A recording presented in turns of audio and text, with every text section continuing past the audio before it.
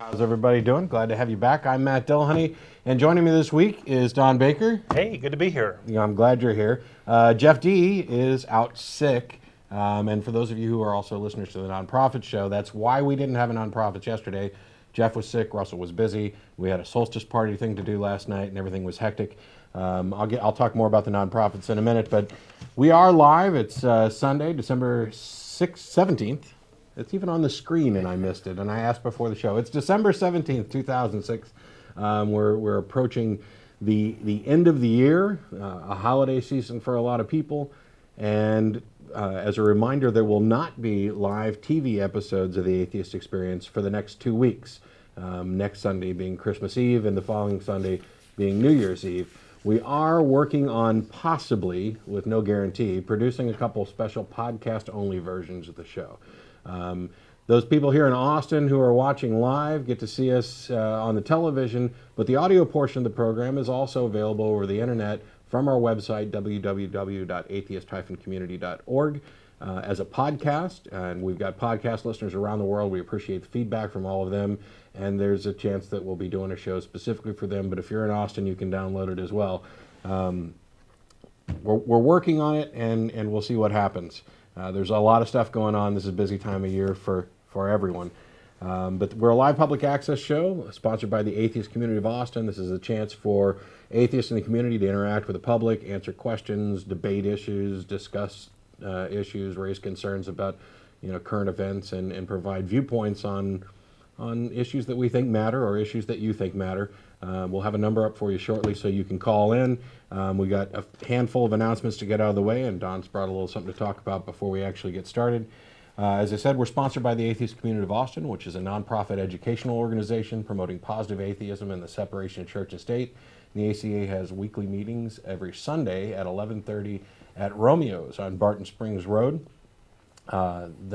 Beginning in January, however, the first Sunday of the month will be designated as lecture day. And actually, I guess it does work out. The first lecture is going to be January 7th. That's right. And you've got more details on that one. Right. We don't have a topic yet, but the speaker will be Rock Howard, who is a ACA member and also was a Libertarian candidate for one of the elections here. I don't recall which one. State Senator. Okay. And he'll be talking about libertarianism and atheism and what those two have in common with each other, and maybe a lot of other things too. So we're thrilled to have him as our guest. And that'll mark the start of the 2007 lecture series, which will be happening on the first Sunday of the month at the Austin History Center, located at the corner of 9th and Guadalupe. The lectures begin at 12:30. 12:15 now. 12:15 in the coming year. Thanks. The building opens at noon. The building opens at noon. Yeah. And apart from that, the board meetings that we have for the ACA take place on the second Sunday of the month. But that's not going to preempt our regular Sunday morning meetings. In addition to this program, the ACA also sponsors a bi-weekly internet audio podcast called The Nonprofits. That's PROPHETS. You can get more information at www.nonprofitsradio.com or from a link on the ACA website. That's hosted by Jeff D., co-hosted by Dennis Loubet, features Russell Glasser and myself. We were supposed to have the show yesterday. The next scheduled show will be December 30th. There is a chance, if Jeff's healthy and everybody has time, that we will do a show on the 23rd. We still have yet to discuss that, so stay tuned. We'll maybe put a note up on the website or something. But you guys are definitely doing the 30th. Right? We are still on for the 30th. I hate to say definitely, because we were definitely on for yesterday, but okay. Things just didn't work out. Things are crazy, huh? But I appreciate the fact that there's some people who when we miss a show, it's like, oh my God, there's a rerun or your favorite show just got canceled or something, and we appreciate all the feedback on that. We're sorry about missing yesterday's show. In addition to the lecture, the various podcasts and everything else, the ACA also hosts a number of social events throughout the week, the month. Thursdays is Atheist Happy Hour at Nymphes on Anderson near 183 and I-35. That begins at 7:30. Come down for dinner, drinks, meet some of the ACA folks. And after this program is over, and we're on the air till 6 p.m., we go to Threadgills on Riverside. We're usually down there by 6:30. Any atheist or atheist-friendly person is welcome to come to any of our events. You don't have to be a member. If you're coming down to preach, proselytize, or provoke, just hang on. We'll get the number up for you shortly, and I'll be happy to talk to you live on the air. For anybody who doesn't get through on the phone today or doesn't want to get through on the phone today, you can email tv@atheist-community.org, and that email goes to myself, all the co-hosts, and everybody involved in the show. We'll try not to gang up on you, but we appreciate any questions, feedback, comments, concerns, criticisms, whatever you've got. And that goes for people watching live who might be saying that we look a little orange today, but that's probably my fault from adjusting the cameras. And as well as the people around the world listening on podcasts. Who fortunately don't know how we look. Yeah. But on a side note, there are atheist organizations who have begun getting subscriptions to the DVD version of the show and rebroadcasting the Atheist Experience in their own neighborhoods on their own public access channels. It's going on now in Dubuque. There's somebody else who's shown an interest.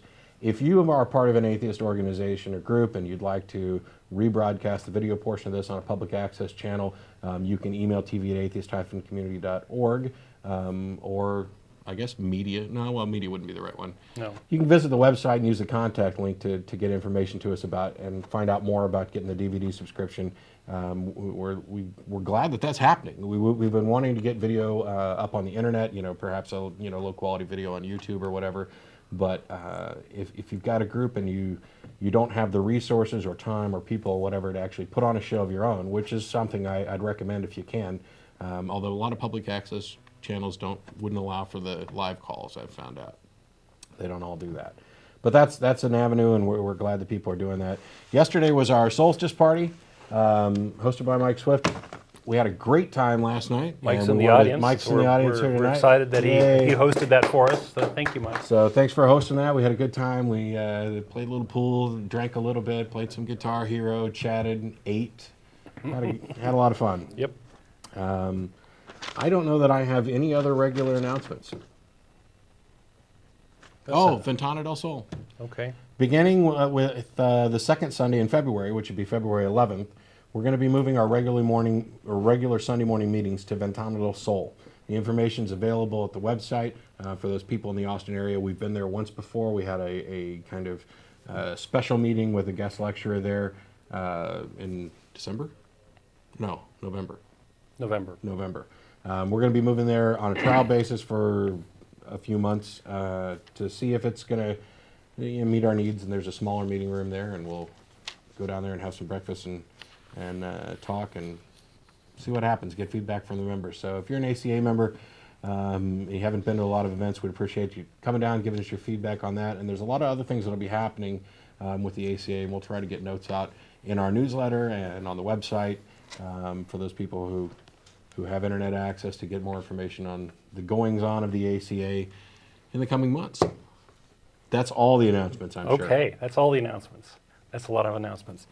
Well, today, I got sort of a last-minute call to help out here, so I didn't have quite as much time to prepare as I normally did. But one of the things that comes up this time of year all the time is this especially last year was this war on Christmas and all that. And I'm someone that kind of likes to look into the deeper issues, the things underlying that. And what's underlying the war on Christmas is a thing called projection. And that's what I wanted to talk a little bit about today, is how that works and what that is, and give some examples of that. And religions tend to do that pretty well. And anyway, so let's get into it. So this is a term from psychology that is a psychological defense mechanism whereby one projects one's own undesirable thoughts, motivations, desires, and feelings, basically parts of oneself, onto something else, usually another person, but psychological projection onto animals, inanimate objects, or even religious constructs also occurs. So this is something that you see in abnormal psychology, and it's kind of a defense mechanism that kind of spins the spotlight around away from you, so that you can kind of do whatever you're claiming someone else is doing. So, for example, someone who is a cheater may be sure that other people are cheating, and they may actually believe that other people are cheaters as a way of rationalizing their behavior, and it can be a way of sort of distracting people from what's really going on. And once we'll go into a bunch of examples in a little bit, but this is part of a broader class of things called psychological defense mechanisms, where individuals cope with reality to maintain their self-image intact, and it's kind of an immature or a pathological defense mechanism, including things like denial, where you deny that certain things happen because it doesn't fit with your world model. So projection is part of these so-called mechanisms. And there's even a guy in 1814, Ludwig Andreas Feuerbach, who was a German writer, who was pretty convinced that Christianity or religions themselves project human issues and frailties and such onto their God. So you have a God that wants to be understanding, or a God that has a notion of moral being or law, or is a God of love, or a lot of the sort of negative attributes of God that we have are really sort of mirror images of human things, like the jealousy and willingness to go out and beat up on other groups, and the tribal mentality of the the God of the Jews, that sort of thing. So that's the topic today. Is we're going to talk about projection done by religion. So here are whole groups doing this as a defense mechanism, and a way to play games and manipulate people. So some of the examples are the war on Christmas, and that's what really got me into this. As I was reading about the war on Christmas, and this is an example of projection. We'll hit that at the end, just kind of as a punchline. This notion of a culture of life is a projection. Gays destroying marriage is projection. Islam trying for world domination, that's projection. So all of these things are things that they accuse others of doing, which they're doing themselves, is this sort of thing. And once you sort of see this mechanism, you can just go through, and about every third news story, especially with the religious right, has something to do with this. And so the punchline is, projection is just mind games to manipulate people, and it's effectively a lie, right? It's effectively a deception, and that lies are necessary to sell the damaged goods of the religion. And you see that just even in the names of some of these organizations, like we have the wall builders, right? What's his name? I'm not going to remember the wall builders, guys. Okay, so the wall builders is actually an organization that is trying very hard to tear down the wall between David Barton. Tear down the wall between church and state, but it's got this very misleading name. So right from the very beginning, you know what type of organization for this is. We have Concerned Women for America, who are actually working very hard to keep women in the sort of very, very traditional role. Liberty University, it has nothing to do with religion has very little to do with liberty. We have the Catholic League for Religious and Civil Rights for Catholics, is really what it should be called. So they're really they're really not in general for religious and civil rights. They're for their own rights. Some of the names, once you actually realize what it is they're really doing, it reminds me of the captain of the secret police, not to be read aloud. Oh, right. Oops. You see this in a lot of these different acts that are being put in front of Congress and such. The Constitutional Restoration Act. I don't recall the details of it, but you can be sure that that's to destroy the Constitution. There's the Patriot Act. The Patriot Act. There's another good one. Religious Liberties Restoration Act. The Religious Freedom Restoration Act. And it's like, how many of these can they come up with? These are all different ones, and nothing is being restored. First off, so it's a lie there. But generally, for religious freedom, they're actually doing something else. So I didn't bring in the details of these because I didn't really want to talk about them, but I just want to point out that even with these, you get this sort of Orwellian doublespeak, right? Where you're saying it's one thing, but it's really the opposite, and it's effectively a lie. So okay. So what I brought with me today is People for the American Way has a long section on their website where they're monitoring the religious right and monitoring some of the really, really goofy, outrageous claims and such. And if you just flip through this, about every third one has something to do with projection. And I'm gonna go through maybe 3 or 4 of these just very quickly, and if we want to talk about them, we can do that. Sure. So here, let's see, November 27th, 06, Kevin McCullough offers to WorldNet Daily readers his paradoxical argument that same-sex couples seeking to marry actually despise marriage and are seeking to destroy it. Because they hate marriage so much. So I can read some of these quotes. No longer satisfied with practicing the unspeakable perverse sexual pleasures that their hearts seek in private bedrooms, they wish to be able to do so in public. They are so suffering from such immense guilt over their sexual behaviors because they know inherently that the actions they perform are in fact unhealthy, that they go to any means necessary to try to shut down the voices in their heads and tell them it's wrong. So it's quite How did they get an amazing from wanting to be married to wanting to have sex in public? Because that's what this it is basically over said. the top. So you can see this. This is sort of touching on a much bigger theme. You see this in like the Ted Haggards who are speaking out against gay marriage, who themselves are engaging in, the whole hypocrisy of the thing. And oddly enough, Ted Haggard isn't the only minister. Oh right, yeah. Not even the only minister in Denver. A second Colorado evangelical leader has come out of the closet. Paul Barnes resigned from the 2,100 member Grace Chapel, a church he founded in suburban Denver, saying that he'd struggled with homosexuality since he was 5 years old. Now, I don't know. There's about a billion different directions we can go there. Yeah. One of my favorite comments was from somebody on the Iron Chariots forum who mentioned that if Barnes and Haggard would have just hooked up, they could have saved themselves a lot of embarrassment. Keep it secret. I guess if you're trying very hard to keep it secret, you have trouble finding other folks. Yeah. So you see the Pope saying, homosexuality is some sort of disorder or disordered. I don't know what they called it. You guys talked about that that homosexuality is evil. Meanwhile, they're doing celibacy, which is unnatural, and they're abusing kids, which is unnatural. All this stuff. You also see. Of course, there's a bunch of gay stuff in here, for better or worse, because these guys seem to like to go after the gays. So, and Pat Robertson on November 5th was talking about homosexuals reproduce sexually by molesting children. So this is the old saw that gays don't procreate, so they must recruit. But in reality, of course, religions recruit, right? If they didn't recruit children themselves, I'd say a better they word would than die recruit is indoctrinate. Indoctrinate. Well, okay. So that's another one. Get them while they're young before Get them they while they're can young. really So think. I'm just and kind they'll of have them flipping forever. through here.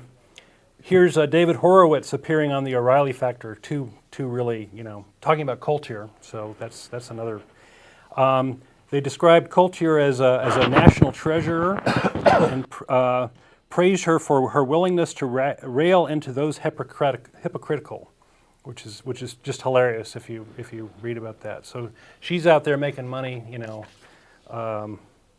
selling lies, and they're praising her for being against hypocrisy. So that's kind of amusing. Let's see.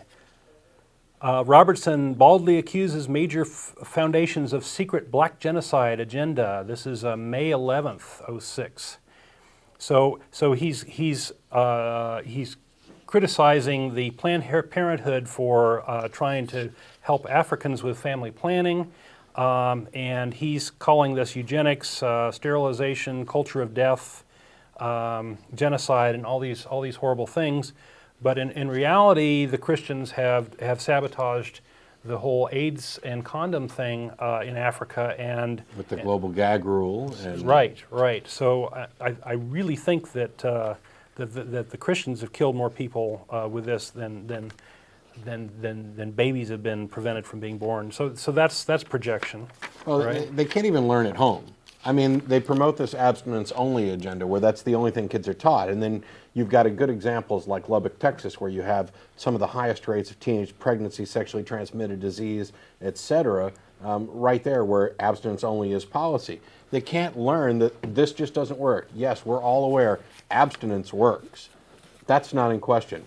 The question is, does abstinence-only education work? And the answer is obviously no. It fails miserably, kind of like prayer. Right. The hell are you guys thinking? And then they spread it to the rest of the world where you can't fund things to help people who are in trouble, who may be diseased. You can't even fund them if they're going to mention abortion or condoms.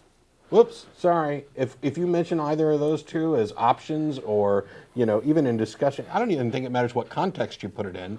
If you mention them, you get no money. Right. So it's inherently immoral, right? Because they're forcing people to lie. They're forcing people to miseducate through these mechanisms. So that phrase. I'm going to change that. I've seen people with the bumper stickers. Nothing fails like prayer. We should make one. Nothing fails like prayer, except abstinence-only education. I think prayer fails more often. Well, let me hit a few more, and then I'll hit two of the big ones that I wanted to hit. So I'm just kind of giving people a breadth of what you see here. Pat Robertson calls liberal professors racists, murderers, sexual deviants, and supporters of Al-Qaeda.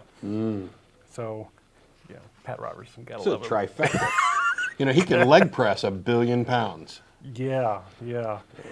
So this is from March 21st, 2006. I'm just reading from the last year. The game here is that he's creating sort of an attack on what he deems liberal professors because he would like to see more conservatism in these institutions, and so he really wants to sort of control them. So he's claiming that these other people are controlling them, so that he can get a segue in there. Another Pat Robertson: Islam is not a religion of peace. So neither is Christianity, by the way. Typical thing. I'd say they're the only, maybe Jainism and Buddhism might be the only real religions of peace. Okay. I don't know too much about Jainism. Jainists are they wear gauze masks so that they don't accidentally inhale flying insects. Oh, geez. That's how pacifist they are. And while I Do they also disagree, suppress their immune systems to keep bacteria from? I don't know. I don't think they go quite that far. Well, I disagree with all their supernatural nonsense, and I'm certainly not as pacifistic as they are. Imagine how much better off the world would be if that was the majority religion of the world. Right. I mean, okay, things might get a little boring, but at least we wouldn't be, killing people and dooming them to repeat the mistakes of the generation that preceded them. Okay. Yeah. So let me let's see. I think there was another real good one here near the end. So I kind of gave up after a while. There's so many of these that there's a projection. Oh, I guess not. Okay, so the two big ones I wanted to hit today, and one you wrote something on. One is this claim that atheism is evil, and I think we need to kind of hit that harder, right? So there's this claim that atheists lack morality and that absolute morality comes from God, and without this absolute morality, chaos will ensue and you'll have moral relativism and all this stuff, right? But in reality, Christians can't agree on a biblical interpretation. The Bible's loaded with atrocities. Christian loathes to take responsibility for what other Christians have done, right, in the name of those beliefs. As a percentage, atheists are underrepresented in prisons, although only slightly. And all these things apply to Islam as well. So these religions are sort of projecting onto atheism this immorality that they actually have. They're unsure of their morality. So they want to blame atheism. And so you see articles like "Atheism, Not Religion, is the Real Force Behind the Mass Murders of History," which is an article that you responded to. Right. It's loaded with non sequiturs and silly stuff. I mean, one could have made a point on this, but they didn't make it. I mean, they didn't have any evidence at all.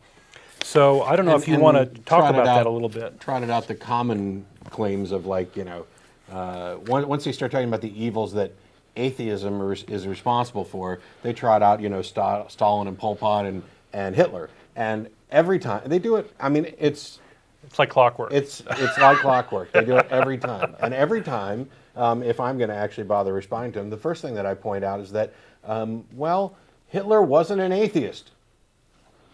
Christians are so, they have this idea in their head. More importantly, the people who allowed him to perpetuate his atrocities were motivated by religion. Right. The Lutheran religion and the Catholics. God Mitons and all that, and Catholic Church the helped Pope aid and abetted. supported Hitler. The Pope supported Hitler. Now, I'm sure Protestants are saying, well, Catholics aren't Christians anyway. And that's the point. You've got this idea in your head that you're a true Christian and anybody else who disagrees with you isn't. Okay, you may be right. Maybe you are the true Christian. Maybe you're one of the 5 who are going to get to go to heaven.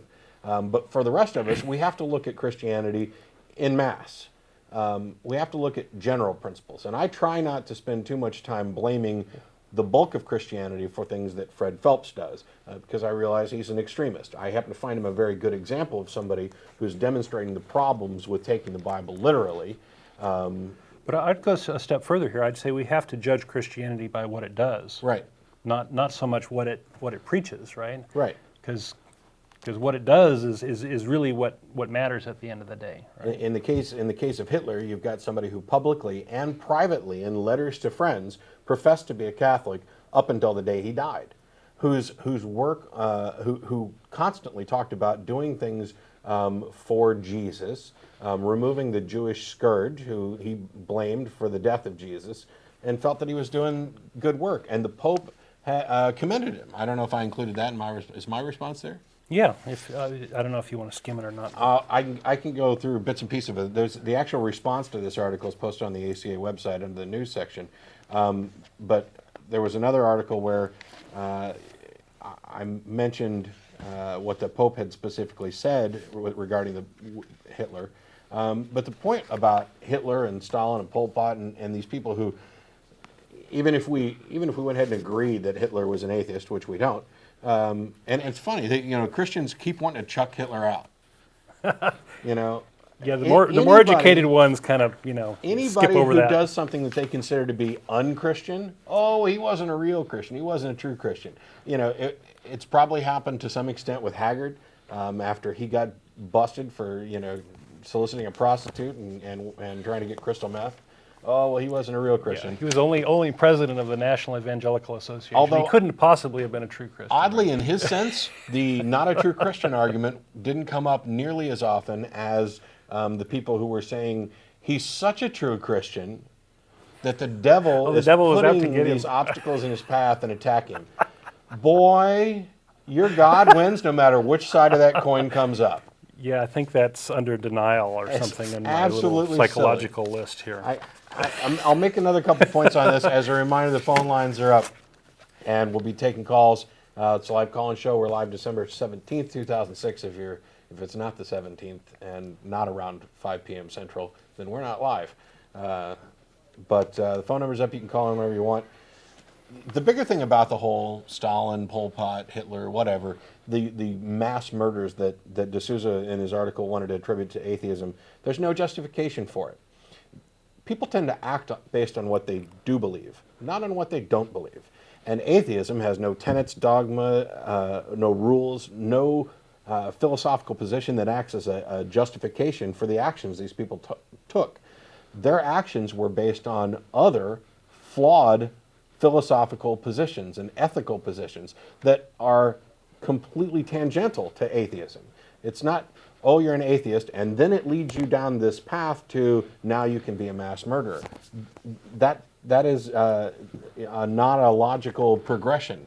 On the other hand, when you talk about, for example, the Crusades or the other things that we've complained about with people of religions, the actions that they take that we find objectionable are directly based on their religious beliefs.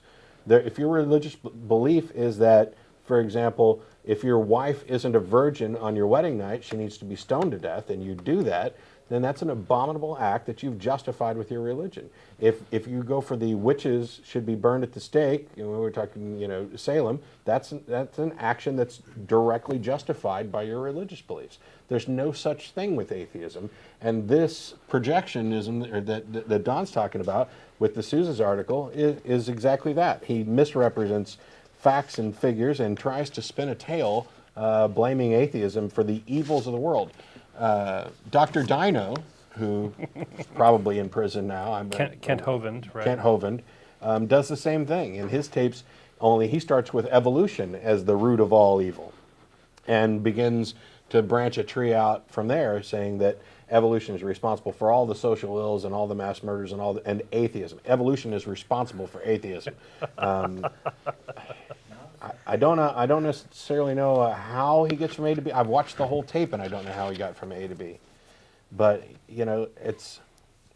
there's no tie between atheism and a particular action that these people are wanting to tie them to. But that's the same as not true with regard to religion. It's the progression of science. The progression of science effectively makes the God of the gap smaller, right? It's because God is the thing that you can't explain, right? So the more that it's explained by science, the less need there is for a God, the less that the God really ends up doing, right? He's stirring the pot of the primordial soup, right. Or he's twisting a dial, in the creation of the universe to tune the parameters. That's all that God's doing these days, and because evolution closed that gap quite a bit, and that's right. why they hate it so much, right? Evolution says here's the mechanism how life.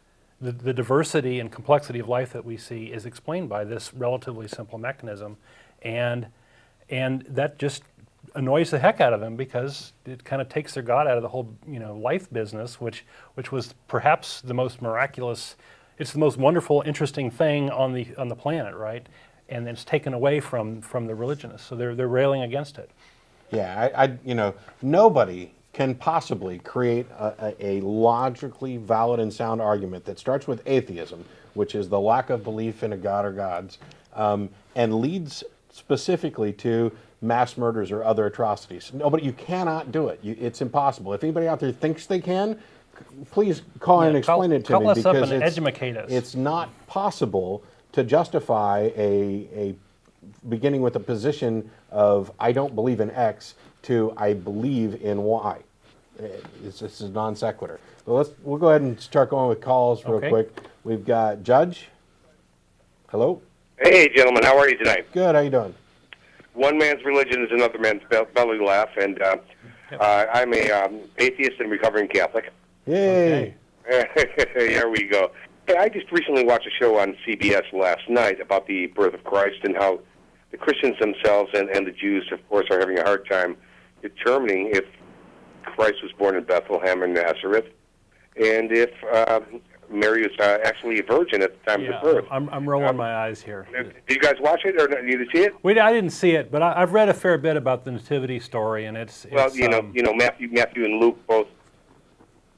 Yeah, most of the lore that we have. Did we lose him? Most of the lore we have. Oh no, I'm still there. I was letting you guys talk. About the nativity story is made up, right? Of course, Matthew and Luke both made up their stories about it, and it was not until 400 A.D. that Josephus actually came up with the actual story of the nativity birth of Christ, and there was so much in there that was absolutely incredible that the Christians and stuff have to realize that faith is a tool of deceivers.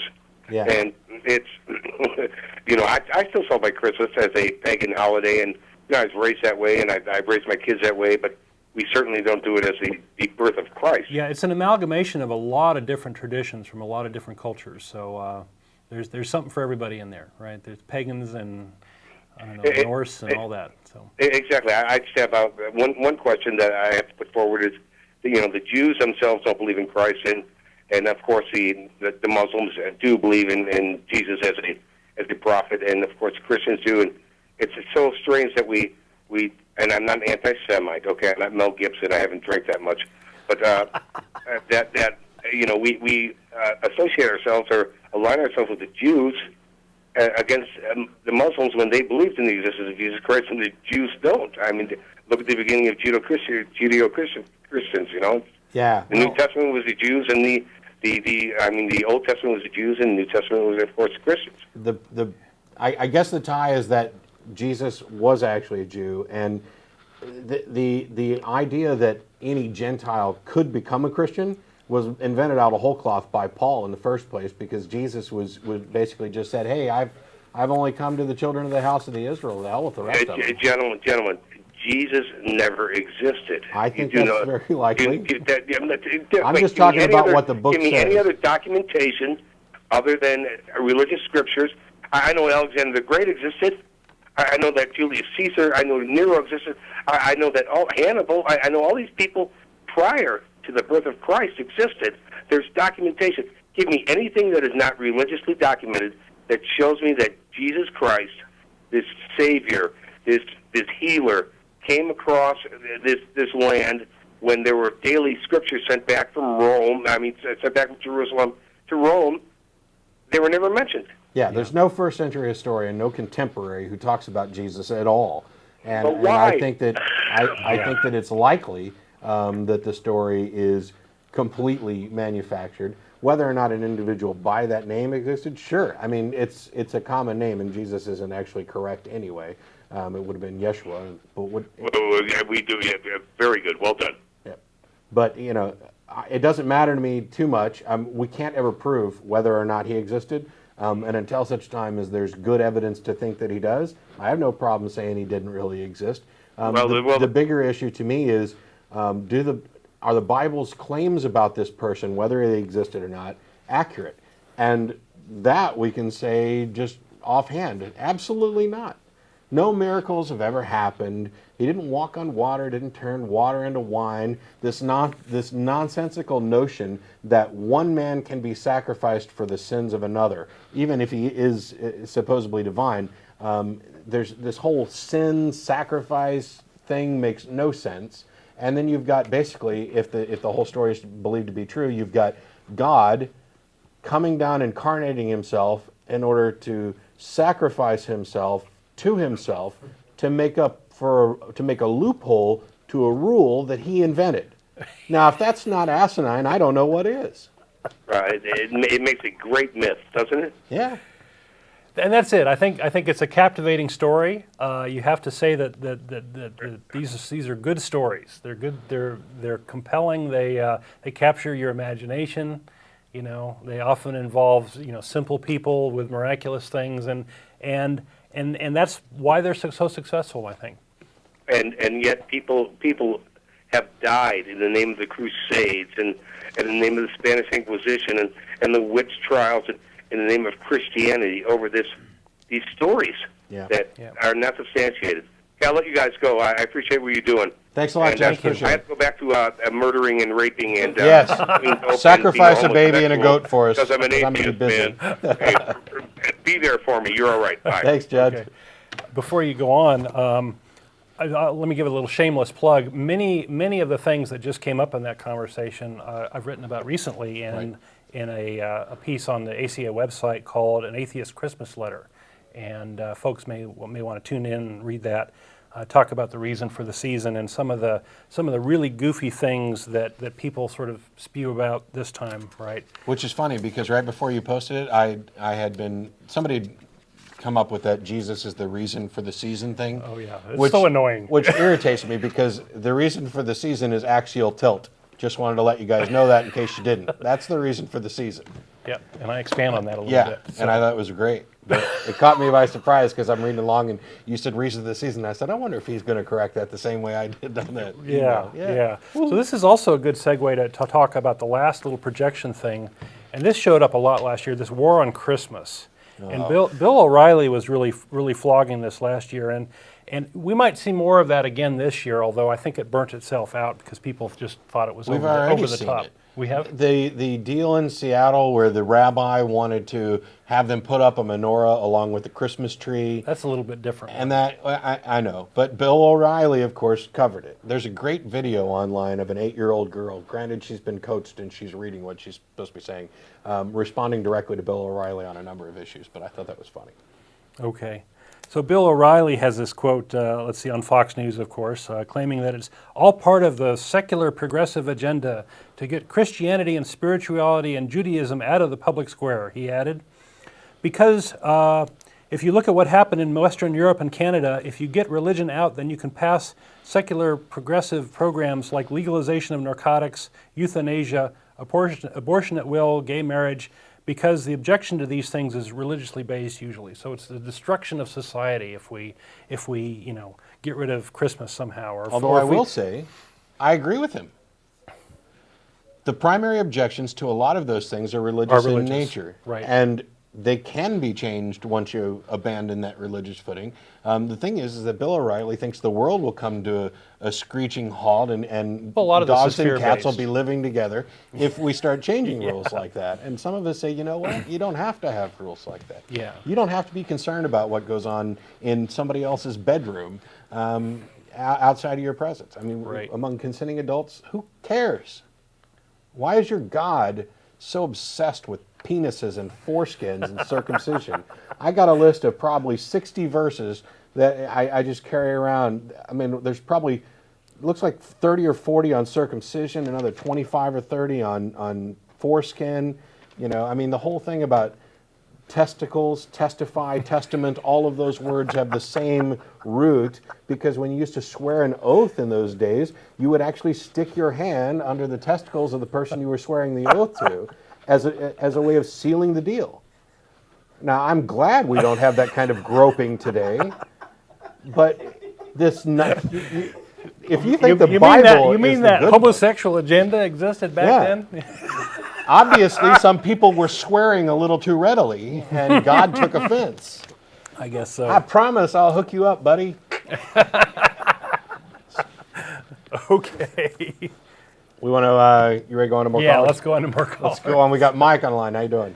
Hey, I just want to get y'all's point of view on something. Now, a few years ago, my family was all convening in one up in Dallas for Thanksgiving. I got like several sisters and their families, and we were all together one night. My father was in town, but he was late getting there, and we were wondering what happened to him. And then, of course, we're all sitting around, and we got a phone call, and one of my sisters is real quiet on the phone and austere, and you could tell she said she was talking to somebody. It was the police, and they were really, oh my God. So we said we got to go to the hospital and see him. We didn't know exactly what condition he. Uh-oh. We lost the call. We lost the call. Sorry. Sorry about that. Call back. Yeah, call back. His question, which came up there, if you call back and hopefully you won't get disconnected, you'll be able to tell your story. But I think we can answer it without you having to call back in, and I wouldn't want to upset anybody. But it was, how do atheists deal with hardships, death, loss of a loved one, etc. Without faith. Yeah.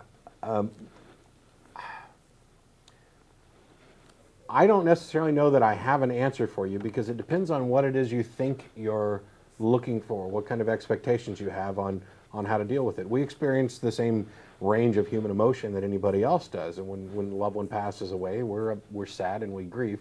Not necessarily. Oh, Mike's back.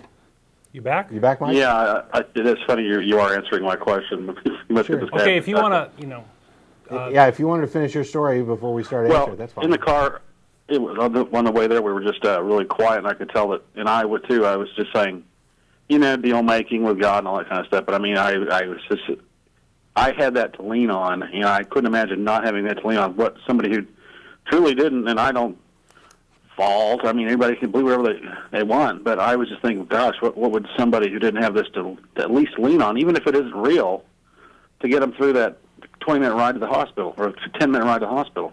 well, I think that denial can have a good impact. It can have a beneficial outcome, in the sense that denial can help you cope with a big loss like that, or some sort of traumatic event. You can sort of take your time piecing through it emotionally through denial, right? And I think that religion does give you that, a little bit of a cushion there, in the sense that you can say, oh, well, yes, it doesn't make sense that he died in just this way, or whatever happened, right?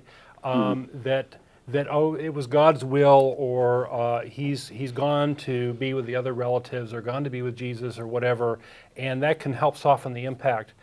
But you don't need it. I mean, I'm more interested in what you all go through. Yeah, I mean, a lot of people might refer to religion as a crutch, but the thing is, if you've got a broken leg, a crutch is kind of a handy thing to have. And the way that I look at it is, you mentioned a minute ago that even if it's not real, it still felt good. And my point is that, as somebody who recognizes that it's not real, if I find that I needed something to lean on, someone to lean on, I'd much rather lean on a real person, somebody who I can interact with, somebody who I know is real, somebody who I share an actual relationship with. And the idea that, well, so-and-so's up in heaven now and I'll get to see him again, yes, that's nice wishful thinking, but in all practical sense, it's not real. And while it is difficult to deal with reality, and it can take some work and effort, I find, at least for me, it's always more beneficial to deal with reality. In much the same way that you've kind of been tuned and trained to accept this notion of a supernatural being and lean on that concept in a time of need, you can also wean yourself off of that. A friend of mine, in a discussion, a Christian asked him, well, he was pointing out these flaws with Christianity in particular, and he said, well, if not Christianity, then what? And he said, what do you mean, then what? You're cured. It's like saying, if not cancer, then what? We're trying, we're removing. And I'm not saying that just to be, nasty or polemic towards religionists. Dealing with reality and coming up with a way of handling situations like that isn't going to be easy, but you can build up strength. And that doesn't mean that you necessarily become cold, you become some kind of automaton who doesn't care. It's just that when someone dies, I recognize that from my point of view, their life's over. And that while I'll grieve the loss and miss them, I have lots of fond memories of the life that I shared with them during the time that they were here. And that in some cases I know they're not suffering. I don't have to worry about whether or not they're burning in hell forever. That's one, as soon as you chuck out that notion of eternal bliss, you also chuck out the notion of eternal torment. So it's not as difficult. I mean, I realized earlier you said you couldn't imagine not having that. And there was a time in my life when I couldn't imagine not having that. When I was still a Christian, not having that, Jesus in my heart, or being able to call on God or the Holy Spirit, I couldn't imagine not having that. Oddly enough, once you begin to break free of that, you develop kind of alternate skills. And from my point of view, they're better skills because they're grounded in reality and allow you to deal with reality. So it's a way you kind of deal with the emotional attachment is kind of cut off, or so. That's a. Well, no, I'm not saying. I'm just saying that at that point when I was hysterically, you end like, up, oh my end God. up perhaps having to embrace the pain a little bit more than you might like to immediately, right? Yeah, I mean, without the benefit of a stiff belt of Jim Beam or something, I mean, you were sitting there. If you, God forbid, you were in my position, that you would say, you would somehow get through it the way I did, but without saying, "Hey, God in the sky, hey, Sure, Sky Pilot, help me out through this." And while I'm opposed to religious thinking in general, I think faith is an absolutely abominable way to try and make any kind of decision. I don't begrudge anybody if somebody's on their deathbed and it makes them feel better to call out to a God. I'm not trying to take that away from people. If somebody is at a funeral, they've lost a loved one, and it makes them feel better to lean on something spiritual, even if it's not real, I'm not trying to take that away from them. I would prefer that we all move towards a more rational worldview where that's no longer the status quo. But that's not what I'm trying to remove. What I'm trying to do is coach people towards more critical thinking so that maybe eventually that will go away. But the big thing is nobody's going to a funeral and being upset and leaning on their spiritual God or whatever and trying to impose that requirement on everybody else in the world. You don't get a good link between something to lean on and this idea that we need to regulate that by law to everybody else, or that it has some moral influence over the rest of society. There's no connect there. So I don't really object. I choose to deal with reality as best I can, and it's not always easy. And sometimes what you do end up finding, I think, is that you form some stronger relationships with people around you, because if Don and I lost somebody in the ACA that we cared about, we could depend on each other. We could talk it through. We could, and it strengthens our bond. And yet we've completely dealt within the realm of reality without having to need that extra. Well, let me expand on that a little bit. When I was in my 20s, I lost somebody that I was very close to, and at the time I was, hadn't really thought too much about the afterlife or any of those sorts of things, and I think, like a lot of people, when you come to grips with your own mortality, you do think about those things and you do process them. And for me, I think that gave me a kind of a shove towards atheism, because I was thinking more. The more I thought about the afterlife, the less sense it made. I mean, it was certainly comfortable to think that this person, had a soul and they continued on and that sort of thing. It's a very comforting notion, and that was the whole soul thing. Was, I think, the last thing I sort of let go of as a budding atheist, is that just doesn't make sense. It's funny you say that, because I've been a Christian my whole life, but I've kind of gotten, like, I can see the handwriting on the wall of the prayer is about 50% effective and all that kind of stuff, and the last thing I'm holding on to is the soul, And I don't want to give it up, but I think if you think prayer is 50% effective, you should read the book In Numeracy by John Allen Paulus, because you've made a math error there. But okay, go ahead. But okay. you were making Thanks the point that you're sort of letting go of some of this stuff too, right? Is that what you're saying? I just don't. I'm just not as believing as I used to be. I am kind of, in a way, but I don't believe in the uniform. I believe in my own uniform. Right. And it still involves a soul and an afterlife, but I just don't know what. I just can't say. I guess agnostic is what I'm saying. Well, I think those are good things to think about and reason through and see what works for you. I admire you for doing that. That's I think the most honest thing you can do. Okay, thanks a lot, you guys. Thanks a lot, Mike. All right, bye.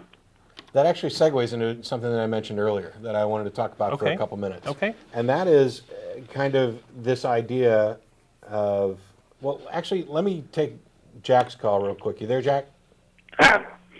What I wanted to ask you about was your experience when you sort of became a public atheist.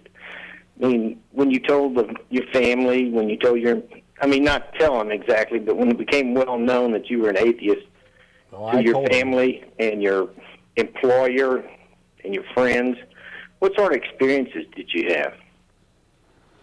Well, that's a big open-ended question. Yeah. Can you maybe narrow it down, or tell us a little bit more of what you're I can interested answer that in? kind of quickly. Okay, go ahead. I've had no negative experiences as far as work goes. I work at a fairly liberal place. My boss happens to be a Christian, but he's a liberal Christian, and I'm sure we see eye to eye on a few things. As far as my family's concerned, that's an ongoing drama. I think they're coming to grips with it a little bit more and more, but it's never going to change. Their opinion of me is never going to change. They're always going to love me, but they're going to have extreme problems and mourning over the fact that they think they've lost their son to hell. And they're praying constantly that God will reveal himself to me, which is much better than them flooding me with Christian propaganda all the time, because usually by the time they buy a book and send it to me and say, hey, you should read this, it's one I've already read and probably written a rebuttal to. But it hasn't been terrible. I haven't had terrible experiences. There's been, a little bit of hard times and hurt feelings, but that's about it. And let me throw in my 2 cents. I guess I grew up in a non-religious household, so my path was much shorter, I think. I didn't have to sort of shed off a lot of the theistic beliefs. But there was a process there of really taking an interest in these sort of bigger questions and examining these things and coming to the conclusion that I too am an atheist. So now I'm quite hard-boiled. Well, what happens when you're in a group of people where you are presumed to be a Christian because everybody else is? How do you react to that? It depends. I have to judge the atmosphere. There are times when if I'm around people and somebody says something blatantly assuming that I'm a Christian and assuming that I'd agree with them, whether I was a Christian or not, I'll correct that. I have no problems at all telling people, anybody, that I'm an atheist if it seems relevant to the conversation. But I don't go around with a big chip on my shoulder correcting everybody anytime a wrong assumption's made or preaching atheism as if you could do such thing. I mean, I guess there's a sense that you could. You're preaching rational thought and critical thinking, things like that. So by the time you make it to being on an atheist TV show, you're sort of pretty willing to stand up for yourself and pretty knowledgeable in the issues and arguments, and you can kind of have a conversation. I don't tend to bring it up because there's like a lot of things that makes a lot of people uncomfortable, and I just sort of keep it quiet unless it's put in my face. One of my favorite things to do, and this is why I'd like to have, I wish Jehovah's Witnesses, Mormons, etc. would come knocking on my door, because they don't ever. I'll send them your way when they come to my Yeah, place. I've thought about going around to churches and putting something in the offering plate, because I know, having done this before, that they go through those, and that's who they go visit on Monday nights. But one of my favorite things to do, if the subject is perhaps geared towards religion and I happen to be in the area, rather than just coming right out and saying I'm an atheist, I just ask skillfully crafted questions that get them to admit things ahead of time, so that when I come out and say, hey, I don't happen to believe any of that, I'm an atheist, the shock is maybe lessened. You're subtle, huh? I'm maybe chopping their legs out from under them before they get a chance to get started, maybe. What do you think of this movement that I've just heard about in the last few days about militant atheists trying to really take on the Well, Christian depending on who fundamental- you talk to, I'm a militant atheist. Right, militant is a label. I don't think these folks like Dawkins and Sam Harris are trying to, I think the label itself is projection. It's projection, right? The label's projection, right? So, these folks are outspoken atheists. That much is true, and we're entering a phase where atheism is become somewhat rehabilitated from the days of being associated with communism and the Red Scare and all that. And for a while there, it was just we're just atheists. We exist. We're not demons. And now it's like we really have a valid point of view here. You ought to hear it, or you ought to consider it. And boy, you wouldn't have these problems if you thought the way we did. So basically, you've got a bunch of atheists who are more vocal now, who are speaking out for what they think is right, because they've seen that sitting on the sidelines and playing nice and showing a deference, kind of a respect towards religion in general, isn't getting us anywhere. Not only didn't get us anywhere, but proved to be incredibly stupid and harmful. And now they're talking about it and being labeled as militant. I think militant is a fictional label that they've slapped on this. It's not. I'm the president of the ACA, and if I try to do anything that remotely resembled marching orders, these guys would just sit here and laugh their asses off. Yeah, we're a bunch of cats Who to are be you herded. kidding? Yeah. Nobody listens to Matt. We may go out and protest the National Day of Prayer, but we're protesting specific things. And not. I don't think it's militant at all. But You're not taking up a collection and becoming a millionaire, huh? No. Believe me, if I got paid to do this show, I might have shown up earlier. I might, but Okay, well, thank you very much. thanks a lot. Yeah, there's a lot of scams out there that if I didn't have as much personal integrity, I could make some real money. But Yeah. Oh, I can come up with all kinds of crazy crap to sell to Christians. I really could. It's just that I'm, I don't know, morally superior in that I won't try to take advantage of what go I in the consider Bible to be, prophecy business. It's all just a scam. Right? Yeah. I'll get back to more callers in a minute. I wanted to touch on the subject because I thought Jake was going to go there. Go ahead. There's this Mike mentioned the possibility of giving up some of the more fundamental beliefs and doctrinal beliefs, but hang on to this idea of a soul. Generally, what religion you are is based on what religion your parents were. We tend to follow the religion that we're raised with. Not always, and people change, and I'm not speaking in absolutes, but in general, if your mom and dad were Protestant, you're probably going to be some variety of Protestant. And the biggest reasons for changing that is falling in love with somebody of another religion and converting, or moving to a new region where there's a higher concentration of a different or slightly different religion, and then you mesh in with that thing, with that societal group. As people discover problems, let's say with their own religion, take Christianity for example, because it's the one I'm most familiar with. When they start finding out that you know what, there are contradictions in the Bible, and there are these terribly atrocious acts attributed to the God that they believe in, and that the texts of the New Testament, for example, are completely unreliable. Not only are we talking about the nativity story and the nonsense of a virgin birth, but the fact that even if Jesus had existed, the books that were written about him weren't written until decades later, and the copies that we have, we don't have the originals. We don't even have copies of the originals. We don't even have copies of the originals. The oldest we have are from actually centuries later, 2.5 roughly, and this makes the whole thing unreliable. So what some people end up doing is saying, you know, I don't believe that stuff anymore, but I'm having this really difficult time giving up a notion of a soul or an afterlife, in part because it really feels good. It's nice not to have to think. It's nice not to have to worry about pain and suffering. It's nice to think that when you die, you're going to go to a better place.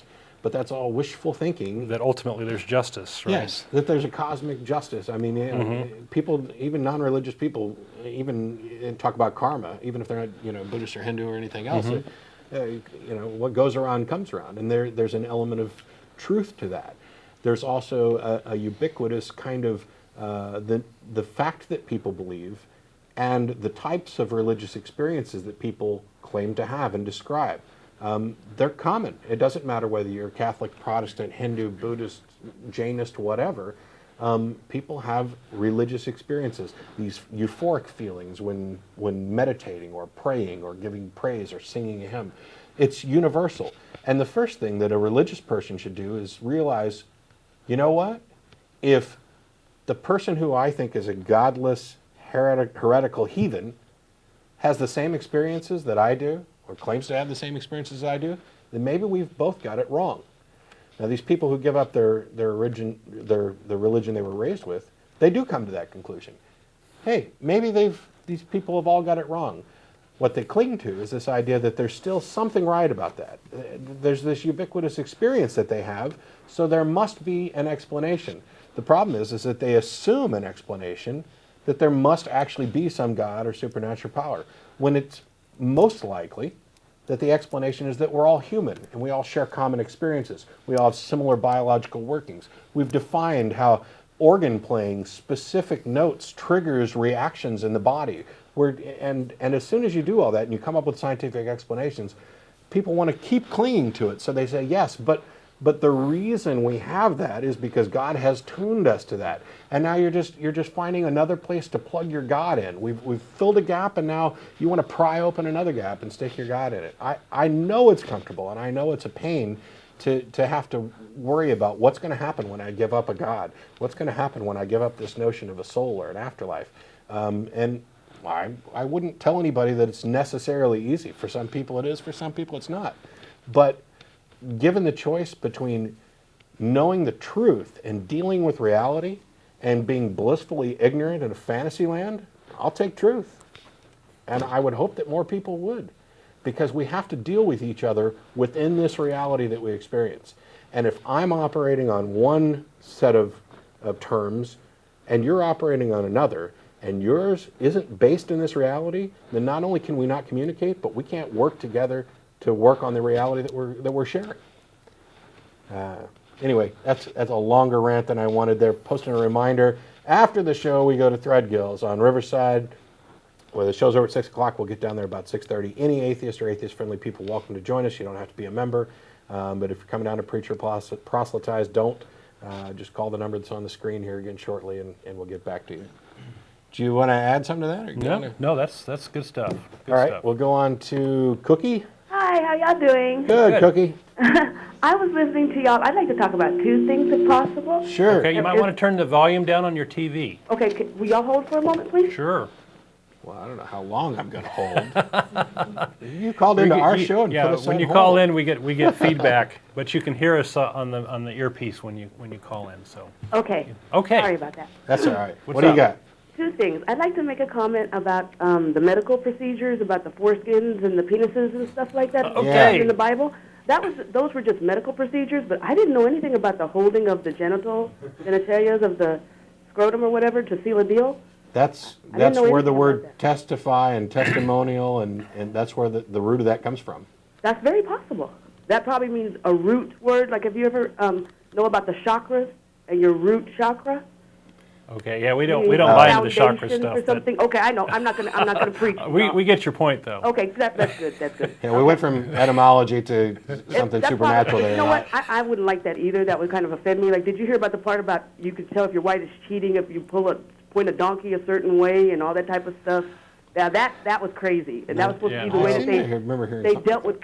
That's how they dealt with infidelity and things like that. But I think that's good to keep a record of that, so you can see how far that mankind has came Right. from all that ignorance. The witches, whether they float or not, right? The problem Yeah. is that there's a significant portion of the population, or at least an extremely vocal one, who doesn't want us to move beyond those ancient notions, who'd actually prefer us to move backwards towards those ideas. Oh no, That's scary. Yeah, that is scary. That's good. Can I talk about quantum theoretics and about an afterlife? No, I know. I wanted to make it. I have my own little. I'm Christian, of course, and I've read the Bible all my See, life. you're Christian, of course, What, and yet you're talking about chakras, and you want to talk about quantum physics and an afterlife.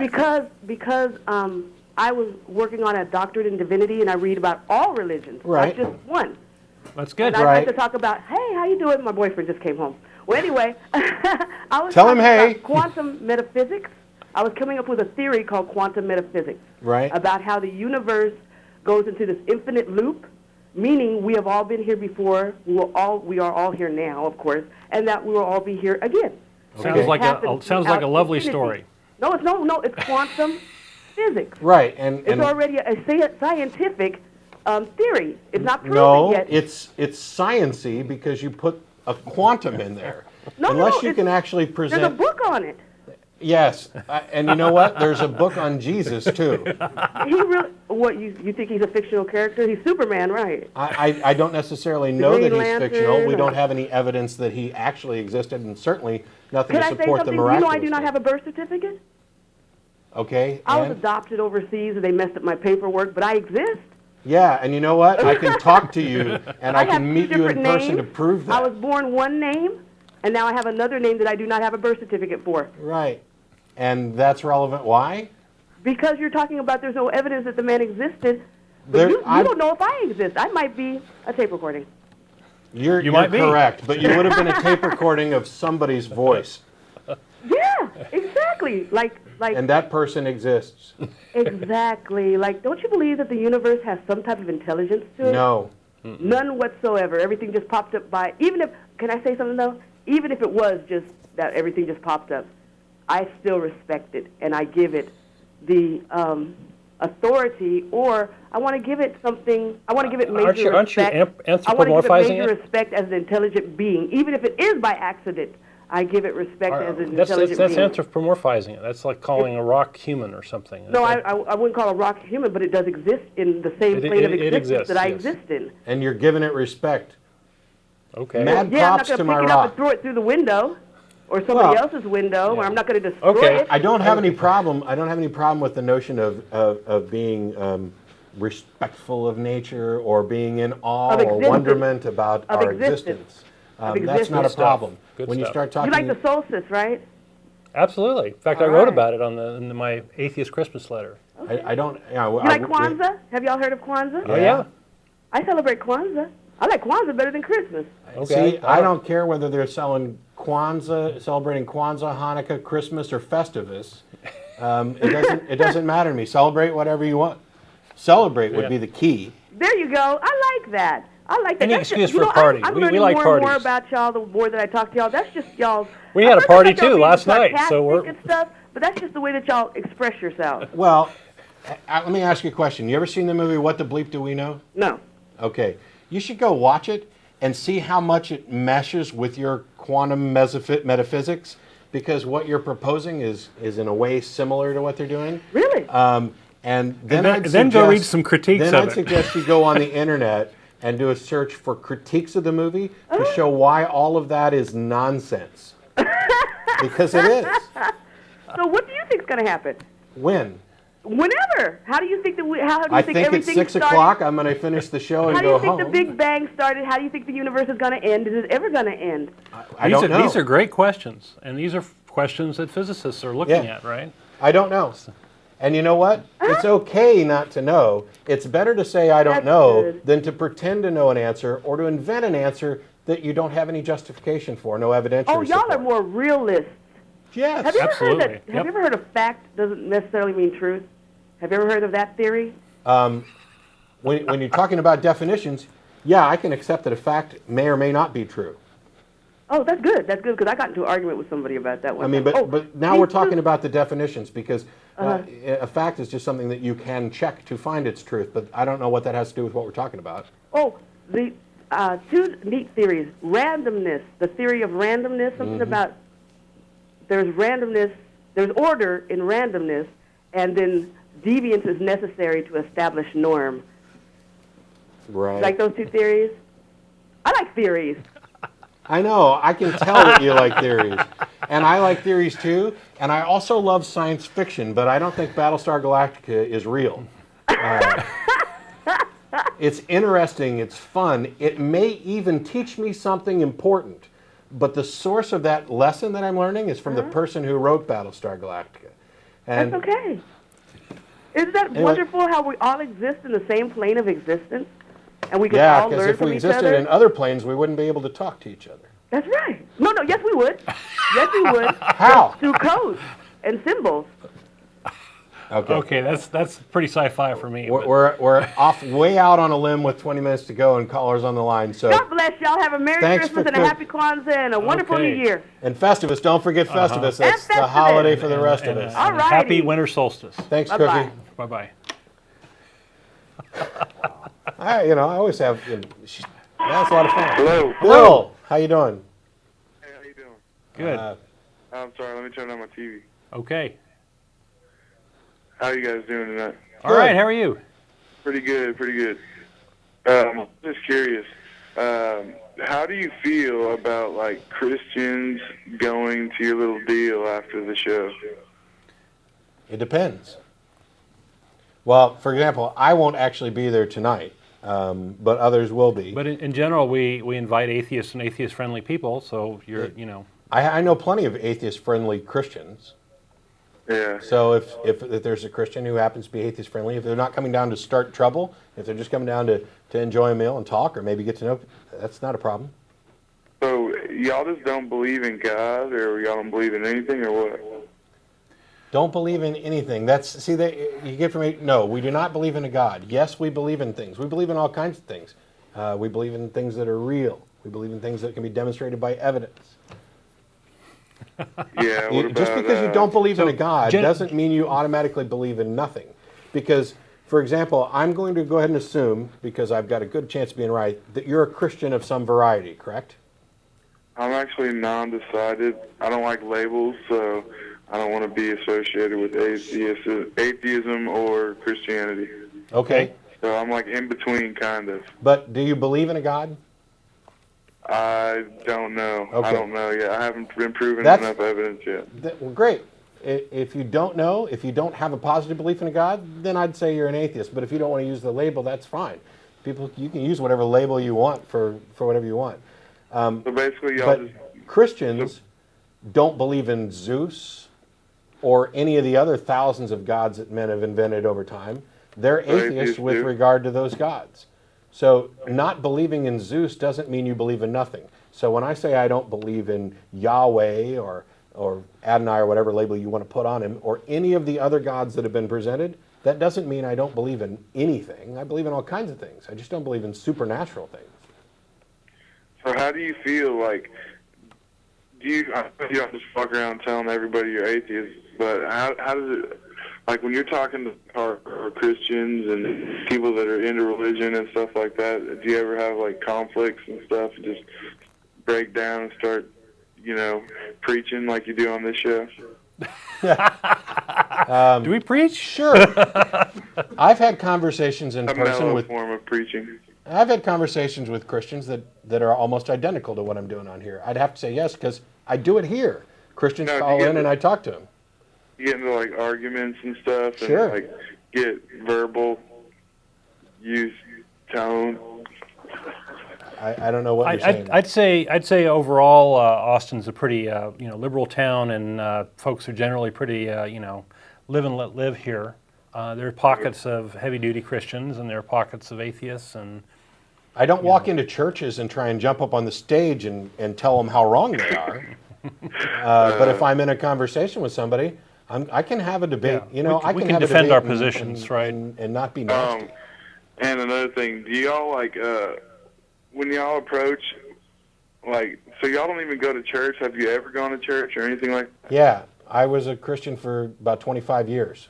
I've been to church way too much. So what made you see the light?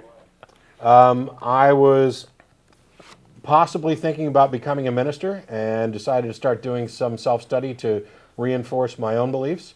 And over the course of a couple years of study, I discovered that It didn't hold water. the Bible, there's no reason to assume that the Bible is the Word of God or an authority. There's no reason to presume that there's a God or at all. There's no evidence to support any supernatural claims. And there's no reason to feel a need to rely on any kind of supernatural things to explain natural events. And eventually, I'm an atheist. Let me add to that. I think my path is similar. I mean, the more I study it, the less sense it makes. Right. The more you learn about Christianity and other religions, it's like it just doesn't make any sense. There are doctrines in Christianity that I just accepted as, oh yeah, that's the way it is, and would have argued that it was true, and probably did argue that it was true, without ever thinking about it at all. And now, when I look at some of those same doctrines, I go, holy crap. How indoctrinated did I have to be to believe that a man actually lived for 3 days in the belly of a big fish? Holy cow. Yeah. Holy fish. He must have eaten a lot of fish. That'd be pretty crazy, though. So what do you think? So you don't even, I don't know, I'm just trying to comprehend your thinking over here. So atheists are generally So do you think- fairly okay, skeptical. Let me get two more questions real quick. Okay. Do you think the Bible is like a collection of stories just from over time that, To the first stuff like that? approximation, That's yeah. what you think? Yeah. Okay. And what about the people, like, we have documented proof of, like, people, I don't know, I guess it's just hearsay, but those douches claim to have been seeing God and all this stuff. And Sure. what do you think about that? You go to a mental institution like the state hospital in Austin here, you'll find lots of folks who've seen God. And even It's not that remarkable even to barring have that, claim that. Take, for example, near-death experiences, where you've got something similar to claiming to have seen God. Catholics tend to see Catholic imagery in their near-death experiences. Protestants see Protestant imagery. Buddhists see Buddhist imagery. Whatever you're raised to believe that X is true, that's what you see in the near-death experience. And then science goes on and investigates and finds out, hey, this is just how the brain works. This is just the screwy things that the brain does when you're dying. One more question. Okay. Sure. All right. Do you, being bald, man, The funny thing is, I knew that was coming You knew 5 that minutes was ago, coming, but as yeah. long as you ask good questions, you get to stay on the air. Right. As soon as you turn into an asshat, click. Thanks for calling, though. We got Joe Zamecki. How you doing? Hey, Don and Matt, how y'all? Hey, how's it Good. going, Joe? It's great to see y'all on TV again. Your show is a giant breath of fresh air. Thanks. Well, thanks. Yeah, there's so much religion on TV, and we rarely hear the alternate opinion. But I just wanted to say, Matt, I really agree with you on that label that a lot of conservative Christians are trying to slap onto us atheist activists. Oh, the militant label. Yeah. I'm a proud atheist activist, and I tell you, when I look at the news, I find that some of the most offensive things that we do, typically, are file lawsuits or write letters to the editor or get somebody talking about an issue. Yeah. Right, and those lawsuits are generally to defend the Constitution, right? So they're supporting the American way. Or writing a book, or doing a TV Right. show. Education is they another come big on, thing, They come right. out on Dawkins as being a militant atheist. How exactly is he trying to steal religion from people? He's not. But what he is doing is writing books and delivering lectures and asking people to actually think. I know it's hard to think. I avoided it for a long time. Give it a try. Yeah. Right. Well, and also one comparison I like to say is that if you get a subscription to the newspaper or get the newspaper every day, okay, and have a pair of scissors, and every day look at the newspaper, and first cut out all the articles that have to do with atheist groups doing some kind of harm somewhere, and then cut out all the articles that have to do with religious groups doing some harm somewhere in the world, okay?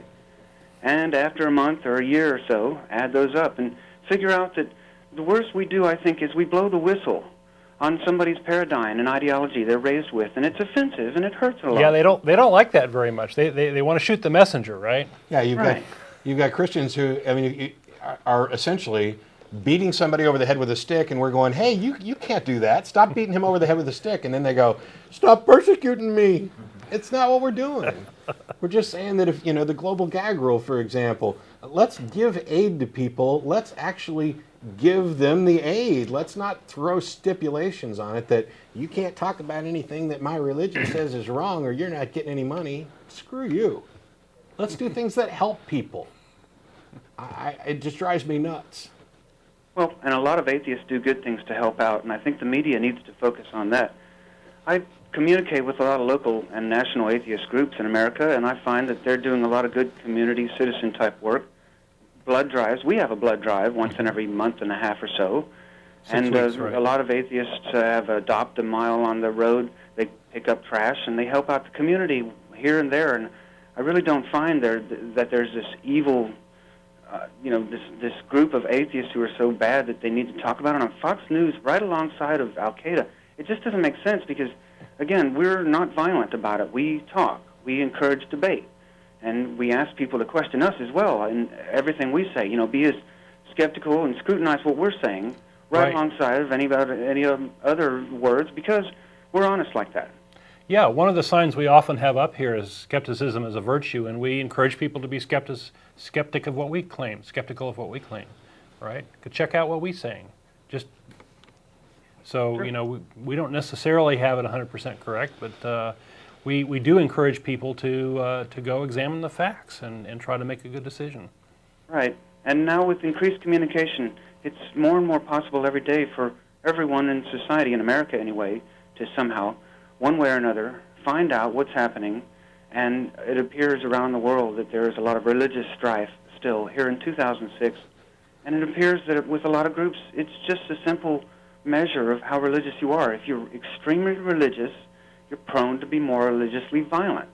Apparently, the most extremely religious. Now, that's, of course, not most. Most people don't fall into that category. But it's important to remember that if you take anything or any ideology to an extreme, it could turn into something bad. And even religion, no matter how good it makes so many people feel, we could fill books with lots of religious groups, information about groups which have caused harm.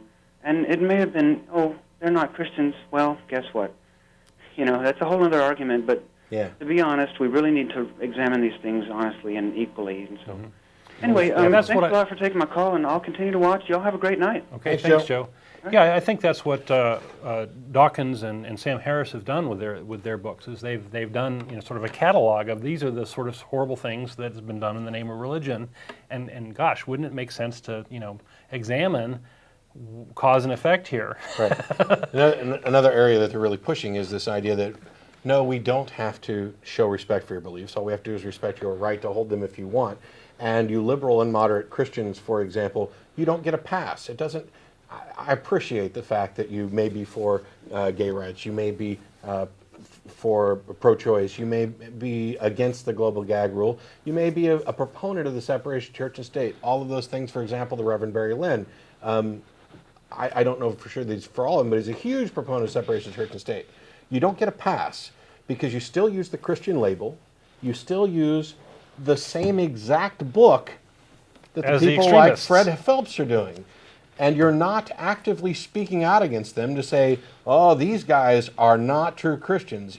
You're just, I've been there. It's, oh, they're a brother in Christ, and although they're a little misguided, we're not going to cause too much trouble for them, because at least they're not as bad as those damned atheists and secularists who are trying to destroy America. It's silly, and you're offering support, and it makes you part of the problem. I know you don't like to hear it. I know you don't think it's true. It is true. Sorry. Stop being part of the problem, and I'll stop telling you you're part of the problem. We got Lisa. How you doing? Hi, good. How are you? Good. Well, I have a quick question. Well, first, I'm thrilled to see you guys on television. I currently live in Alabama in a college town, but it's nothing apparently like here. So I'm thrilled to see you guys. Are you going back there? Excuse me? Are you going back there? Unfortunately, yes. I'm just visiting here for the holidays. Oh, okay. Oh. Well, So I'm welcome to glad you're Austin. Well, thank you. I'm excited, especially now I see you here. And I had a quick question, and it's probably common. The difference between an atheist and an agnostic. Yep, we What's answer the that a lot. difference? Go ahead, Matt. Technically, they tackle two different issues. Atheism and theism talk about what you believe, and Gnosticism and agnosticism talk about what you know. So you can put them together in any of 4 different combinations. So it's possible to be, for example, an agnostic theist, which most of us would go with, which is basically I don't believe that there's a God, but I don't know for certain. I'm not claiming special knowledge you that got that there is a backwards. God. No. So what makes you Agnostic like theist? a pure atheist as agnostic opposed to atheist. pure agnostic? Sorry? Now, somebody who just identifies themselves as an agnostic, as a pure agnostic, they're probably talking about Huxleyan agnosticism, which Thomas Huxley coined the term agnostic to describe a situation where the question itself, does a God exist, is so ill-defined and incomprehensible that we can't possibly know the answer, and that's why they use that label. I don't Okay, happen and to then think with that that's atheists, true. there is no God, or you just like you mentioned- Atheism is lack of a belief in a God. Yeah, the So, terms so aren't we, mutually it's exclusive. a skeptical position. We don't see the evidence for it. If somebody comes up with the evidence, bring it on. You know, we'd like to see it. Everything we've seen so far, and believe me, we've looked at it. There's nothing that holds water. There is what we call strong atheism, where you deny the existence of a God. But what you need to know here is that it matters how you define your God, right? Everybody has a different definition of what God is, right? So and as Matt said earlier in the show, a lot of Christians are atheists with respect to the thousands or so other gods that have been created. So. Well, if you had scientific proof that a God existed, what kind of God would it be? I mean, if you need science to define it, I don't know. To me, anything that would fit, anything that science could prove would automatically eliminate the supernatural possibilities. This is why God ends up being a big non-answer, and to me, kind of. Well, I think that what we're getting at here maybe is this whole creation story, right? That if we found evidence that the universe was created by some intelligence, right, that might qualify as a God. I don't know. Yeah, the important thing to remember is that atheist and agnostic aren't necessarily mutually exclusive. Okay. But for the people who, when asked, would just say, I'm an agnostic, odds are that what they mean is they don't know, and they may think that it's impossible to know, but they're really answering 2 different questions. It's like, if I tell you I've got $50 in my wallet, do you believe me? And do you know that it's true? Those are the 2 questions you have to answer. You don't know whether or not I have $50 in my wallet, but you might believe it anyway. You may actually know that I do. Maybe you put the money in there before I sat down, and now you know it and believe it. You may disbelieve me, and because you don't know, and you may also disbelieve me because you know my wallet's empty because you've already checked. So, but if I were an atheist, you would have to prove it to me that you had $50 in your pocket. Pretty much. Yeah. Yeah. And I'm not necessarily. There's this idea of show me. You don't have to necessarily see everything. We get caught up in what we can see.